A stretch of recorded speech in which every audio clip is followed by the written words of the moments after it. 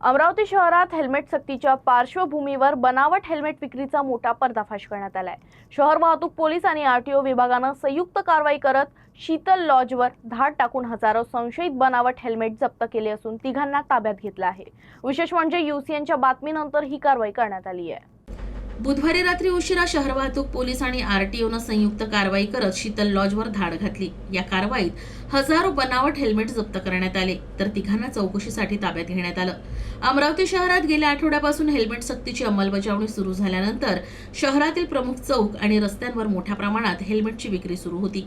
अवघ्या 300 रुपयात हेल्मेट विकलं जात असल्यानं अनेक नागरिकांनी ती खरेदी केली होती। चौकशीत हे हेल्मेट विकणारे सर्व बिहारचे रहिवासी असून रेल्वे स्थानक आणि बस स्थानक मार्गावरील शीतल लॉजमध्ये वास्तव्यास असल्याची माहिती पोलिसांना मिळाली। त्यानंतर पोलिसांनी लॉजवर धाड घालून मोठ्या प्रमाणात हेल्मेट जप्त केले।